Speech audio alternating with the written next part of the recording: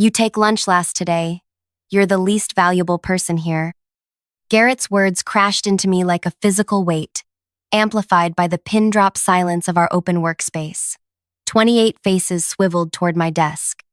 I gripped the edge of my chair as heat crawled up my neck and spread across my cheeks. Garrett stood at the center of the room, one hand casually in his pocket, the other pointing directly at me. The client presentation team goes first at noon, analysts at 12:30, marketing at 1. Dessa, you can head out after everyone returns. He smiled thinly. Someone needs to keep the phones covered. I forced myself to nod once, gathering my dignity as I turned back to my monitor. That's when the glass entrance doors swung open. Eldon Pike, CEO of our largest client, strode in with 2 assistants trailing behind him. His voice boomed across the silent office. "There's my miracle worker." To my horror, he was looking directly at me. "Dessa Elliot." He crossed the room with his hand extended. "Everyone, this woman single-handedly saved our annual stakeholder presentation when the data made absolutely no sense. Worked straight through the night, rebuilding our entire quarterly forecast." My boss's face drained to an ashen gray as Eldon continued, his voice carrying to every corner of the suddenly electric room. "I've been telling everyone how you spotted that accounting error that would have cost us millions. In fact, I'm here specifically to discuss expanding our contract, but only if you're assigned as our exclusive representative." Before I respond with what happened next, let me take you back to how this all began. My name is Dessa Elliot, and until 6 months ago, I was living a completely different life. I'd spent 5 years building a reputation at a prestigious financial consulting firm where I specialized in identifying data anomalies that others missed. I loved the precision of numbers, the stories they told when arranged correctly. When economic downsizing eliminated my department, I found myself starting over at age 32. Garrett hired me, though he made it clear I should be grateful for the opportunity. "Your experience is impressive on paper," he'd said during my interview, "but this company requires a special kind of adaptability. We'll start you at entry level and see if you can keep up." I accepted because my savings were dwindling and the job market was tight.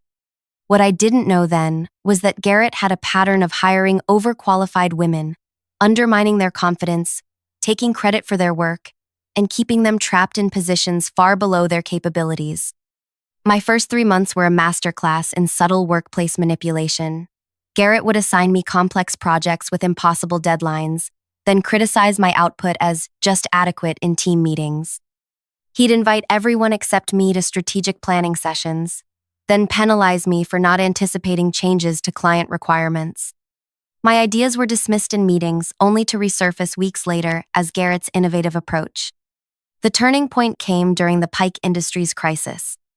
Pike Industries represented nearly 40% of our company's annual revenue, a client relationship. Garrett frequently reminded everyone he had personally cultivated for 7 years. Their quarterly financial review was approaching, and our team had been given a rush project to prepare their presentation materials.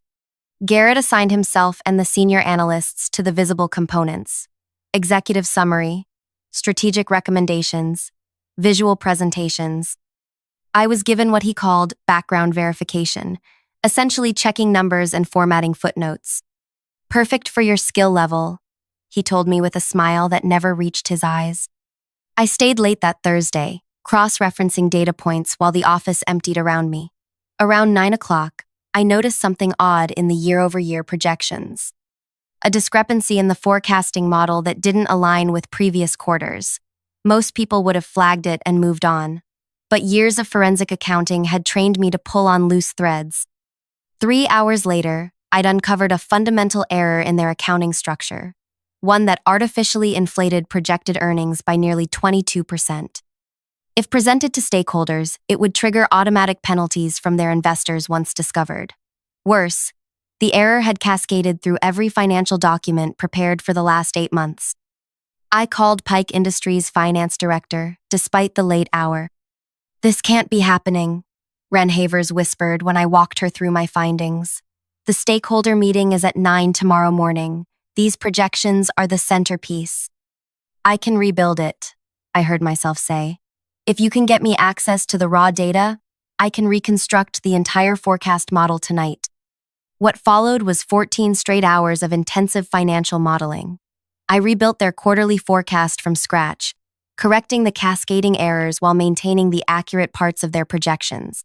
By 11 a.m. the next day, I'd emailed the completed files to Ren with a detailed explanation of the original error and my methodology for correcting it. I said nothing to Garrett or anyone on our team. The project had been marked complete in our system, the files delivered. I simply continued with my assigned tasks, hoping perhaps that my work would eventually speak for itself. 3 weeks later, Garrett received a glowing email from Pike Industries, praising our team's exceptional attention to detail and financial acumen that had transformed their quarterly reporting approach. Garrett printed the email and hung it in our break room, adding a handwritten note. This is why our senior team members handled the critical client components. The pattern continued for months. I'd solve complex problems, creating systems and approaches that consistently exceeded client expectations. Garrett would claim the victories while continuing to marginalize me in team meetings, resource allocations, and yes, lunch schedules.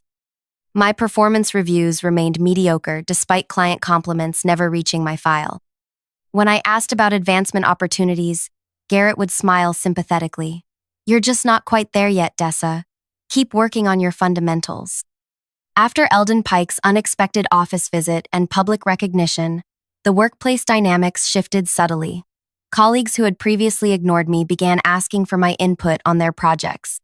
Junior team members started coming to my desk with questions they'd once taken to others. Even the reception staff treated me differently, saving the good office supplies that usually disappeared before reaching my desk. Yet Garrett grew more visibly threatened. His micromanagement intensified.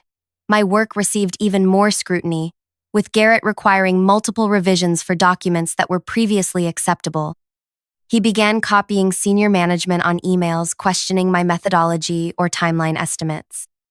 2 weeks after the Pike incident, Garrett called me into a conference room. I need to address your communication with clients, he began, sliding a folder across the table. You've been operating outside established protocols. Inside was a printed email from Eldon Pike addressed to me directly, thanking me for additional insights I'd provided on optimizing their new financial model. All client communication goes through proper channels, Garrett continued. This creates confusion about who their actual point of contact should be. Eldon reached out to me directly, I explained. I thought it would be impolite not to respond. It's Mr. Pike to you, Garrett corrected. And your job is data verification, not client relationship management. I've been working with Pike Industries for 7 years. You've been here 7 months. I nodded, accepting the official warning he placed in my file for circumventing communication protocols. That evening, I sat in my apartment, staring at my laptop screen. The warning felt like the final push I needed. I opened a new document and began meticulously recording every interaction with Garrett, every client project I'd contributed to, every instance where my work had been reattributed. I created a timeline of emails, meeting notes, and project outcomes. Then I made a decision. I would stop correcting Garrett's mistakes. For months, I'd been quietly fixing errors in his reports, adjusting misaligned projections in his presentations, and clarifying his often confusing client communications. No more. I also began building relationships with other clients who'd benefited from my unacknowledged work. Not by breaking protocols, but by being exceptionally responsive and thorough whenever they reached out through official channels. I made myself quietly indispensable to them while documenting every interaction. The quarterly business review was approaching, an all-day meeting where each department presented their metrics to the executive team. Garrett had been preparing for weeks, refining his presentation, highlighting our division's remarkable client retention strategy. The day before the review, Garrett dropped a thick folder on my desk. I need these numbers verified and formatted for tomorrow's presentation. I need it by 6. I opened the folder to find raw data from our 5 largest client accounts, including Pike Industries, with handwritten notes from Garrett indicating how he wanted certain metrics presented. The data told a very different story than the one Garrett planned to present. Client satisfaction ratings had dropped in 4 of 5 accounts. Response times had lengthened. The only consistently positive metrics were tied to projects I had directly handled. I verified the numbers exactly as they were, without the creative visualization Garrett had indicated. I formatted everything precisely as requested and returned the completed work at 5:55 p.m. "Everything accurate?" Garrett asked, barely glancing at the pages. "Everything is exactly what the data shows," I confirmed. The next morning, the executive team gathered in the main conference room. Department heads delivered their quarterly reports one by one until Garrett's turn arrived. He stood confidently, clicking through slides, showing impressive-looking growth charts and retention statistics. He highlighted the division's hands-on management approach and his personal investment in key client relationships. When he finished, our CEO leaned forward. "You've presented some impressive metrics for client satisfaction, Garrett. Who specifically handles the day-to-day with our top 5 accounts?" Garrett smiled. "I personally manage those relationships, with support staff handling routine communications under my direction." I watched silently as he detailed his approach to client management, explaining how he'd restructured our response protocols and personally intervened in critical situations. The CEO nodded, then reached into a folder. "That's interesting. We actually surveyed those exact clients last week about their account management experience." Garrett's smile froze. "3 couldn't identify you by name," the CEO continued, sliding a paper across the table. 2 specifically mentioned someone else entirely. They all named this person as their primary contact and problem solver. They've also indicated they'd follow this employee anywhere. The executive team turned toward me as Garrett stammered to respond. "If you're feeling the tension building like I was in that moment, please hit that like button right now and subscribe to our channel." The power dynamic was about to shift dramatically, and you won't want to miss what happens next when the CEO reveals what was on that paper. Turn on notifications because what I did next changed everything. The CEO continued. "Based on this feedback, we're restructuring around client relationships rather than departments. The data is clear. Clients stay because of consistent, knowledgeable points of contact, not organizational charts." Garrett's complexion cycled between white and crimson. "With all due respect, sir, I've personally cultivated these relationships for years. One survey doesn't capture the full scope of—" "7 years with Pike Industries, yes," the CEO interrupted, glancing at his notes. "Yet when we asked Mr. X, Pike, who manages their account, he specifically named Dessa Elliot and couldn't recall working with you directly in over 4 months." The conference room felt charged with an almost electric tension. Every executive's attention darted between Garrett, the CEO, and me. "We're creating a new client success division," the CEO announced, closing his folder with finality. "And based on this client feedback, we'd like you to lead it, Dessa." 22 years of professional composure nearly shattered as I processed his words. "Thank you for the opportunity," I managed to say. "I'd be honored." Garrett stood abruptly. "This is completely appropriate," our CFO interjected, speaking for the first time. "The retention numbers in those accounts speak for themselves. The revenue growth in Pike Industries alone justifies the restructure." The meeting concluded with logistics about my new role, reporting structures, and transition timelines. As we filed out, the CEO touched my elbow. "My office, 15 minutes, he said quietly. Walking back to my desk, I felt strangely hollow despite having just achieved what should have been a triumphant vindication. Colleagues stared openly, whispers following in my wake. Garrett had vanished immediately after the meeting. 15 minutes later, I sat across from the CEO, Anders Levitt, in his corner office. "That was uncomfortable," he said, settling into his chair. "Necessary, but uncomfortable." "I wasn't expecting any of this," I admitted. Clearly. He tapped a pen against his desk. 3 months ago, Eldon Pike called me directly after his quarterly presentation. He described in impressive detail how you had saved them from a potential financial disaster. "I made a note to watch your contributions more closely." He turned his monitor toward me, revealing a spreadsheet with client satisfaction metrics sorted by team member. "Last month, we implemented a new tracking system that logs who actually works on client deliverables versus who submits them. Your name appeared consistently in the background of our highest performing projects, yet never in the presentation credits. I remained silent, processing that my work had been visible after all, just not to me. What convinced me something was fundamentally wrong was this. He pulled out a folder containing two versions of the same report. One I'd prepared for Garrett, and another Garrett had presented as his own work. The only differences were the removal of my name and the addition of elaborate charts that actually misrepresented the data. We need people who understand both numbers and clients, Anders continued.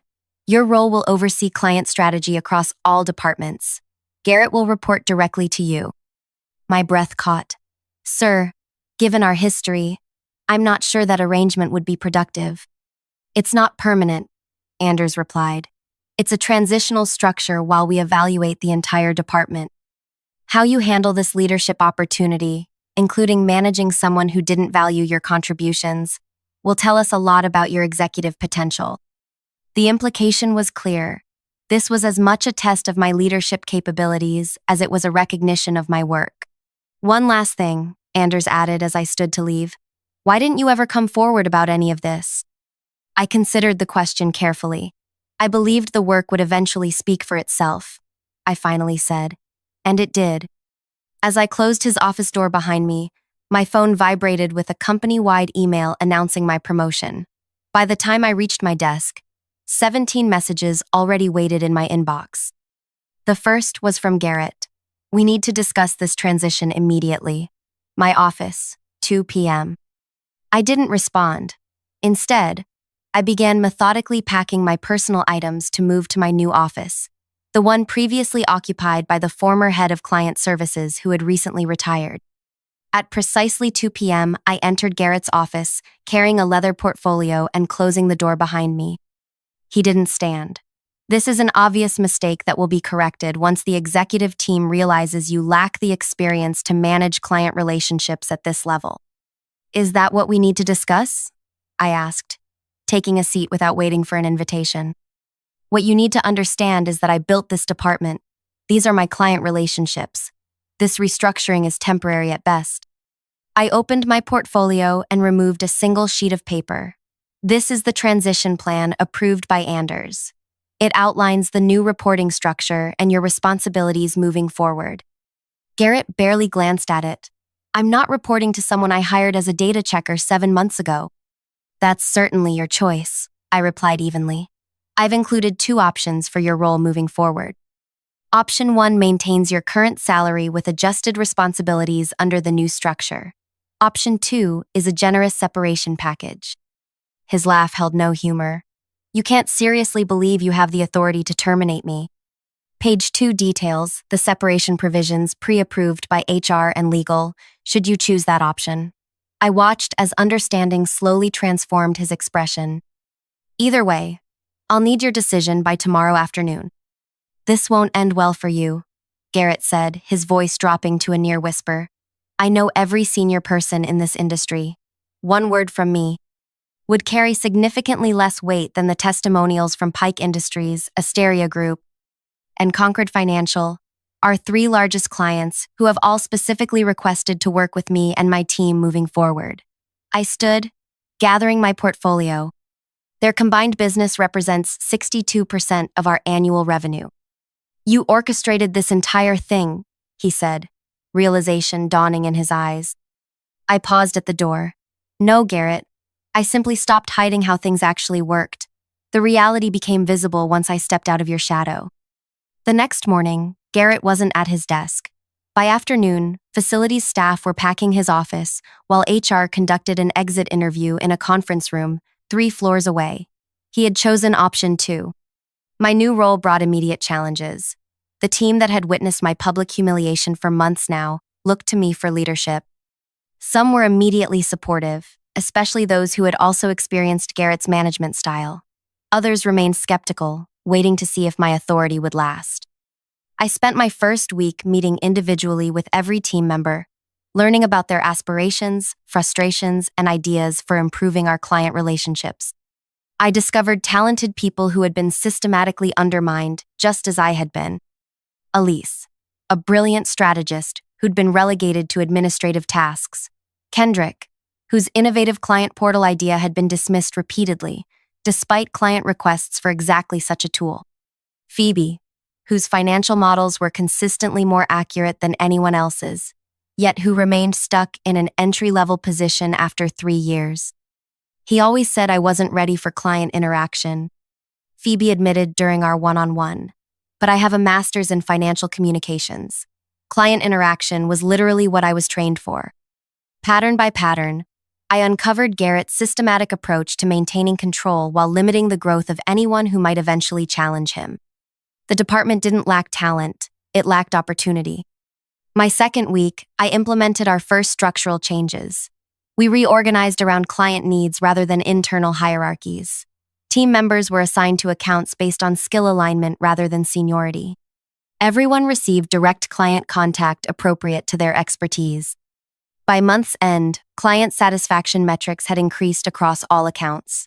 Response times decreased by 40%. Project delivery accelerated while accuracy improved. Anders called me to his office after reviewing our first monthly performance data. Impressive turnaround, he noted, scrolling through the dashboard. But I'm curious about something. These improvements happened too quickly to be the result of new processes alone. The capability was always there, I explained. We just removed the barriers. He studied me thoughtfully. Garrett's leadership approach created those barriers? His leadership approach was the barrier, I clarified. He deliberately limited team members' growth to maintain control. Anders nodded slowly. We should have recognized it sooner. I apologize for that. You recognized it eventually, I offered. That's more than many organizations manage. Still, it raises concerns about our ability to identify problematic management styles before they impact talent retention. He tapped his desk thoughtfully. I'd like you to join our executive leadership team. We need your perspective as we evaluate our management practices company-wide. Just like that, 4 months after being publicly named the least valuable person in the department, I was sitting at the executive table. The next quarter brought new challenges. 2 competitors attempted to poach our newly empowered team members with aggressive compensation packages. A key client underwent a merger that threatened to eliminate their contract with us. The financial markets experienced unexpected volatility that affected our forecasting models. Through it all, our reconfigured team demonstrated remarkable resilience. People who had once waited for instructions now proactively identified problems and proposed solutions. Meetings that had once been dominated by a single voice now featured robust discussion from multiple perspectives. Most importantly, clients noticed the difference. Our quarterly business reviews transformed from tense interrogations about missed deadlines to collaborative planning sessions for future growth. 6 months into my new role, I received an unexpected LinkedIn message. Congratulations on the well-deserved promotion. Your team certainly seems to be thriving. Perhaps we could meet for coffee sometime? Garrett. I ignored it. 3 days later, another message arrived. I've taken a position with Hendricks Group. They're very interested in your client management approach. A conversation between colleagues would be mutually beneficial. Hendricks Group was our largest competitor, known for aggressive client acquisition tactics. I forwarded the message to our legal department and continued focusing on our growth strategy. The following week, Eldon Pike requested an urgent meeting.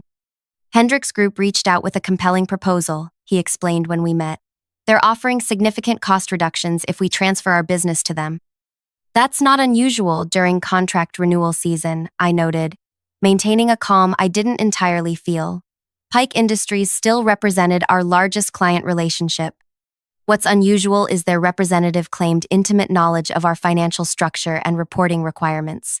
He suggested your team was hiding operational inefficiencies that impact our service costs. I raised an eyebrow.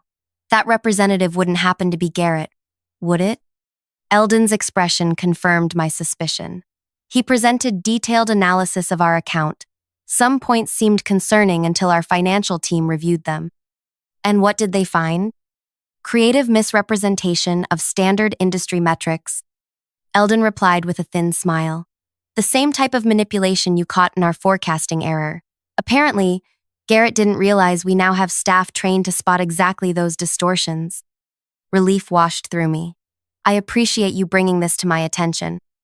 I didn't come to warn you, Eldon clarified. I came to inform you that we're expanding our contract with your firm by an additional 30% next quarter, and to ask if you'd consider presenting at our annual Financial Leadership Summit. We'd like others to learn your approach to data integrity and client partnership. News of Pike Industries' expanded contract and Garrett's failed poaching attempt spread quickly through industry channels. 2 more clients increased their engagements with us. 3 prospective clients requested proposals specifically citing our reputation for data integrity. 9 months after my promotion, Anders invited me to dinner with the board of directors. What I had assumed would be a standard quarterly business discussion turned out to be something else entirely. We've been evaluating our succession planning, the board chair explained between courses. Anders has indicated his intention to transition toward retirement over the next 18 months. I nodded, wondering why this concerned me directly. We'd like you to consider a new role as Chief Operating Officer, she continued, working directly with Anders to learn all aspects of company leadership with the potential to advance further when he retires. The opportunity was beyond anything I could have imagined when I joined the company barely 16 months earlier. Your ability to transform underperforming systems while maintaining client relationships demonstrates exactly the leadership philosophy we want to cultivate, Anders added.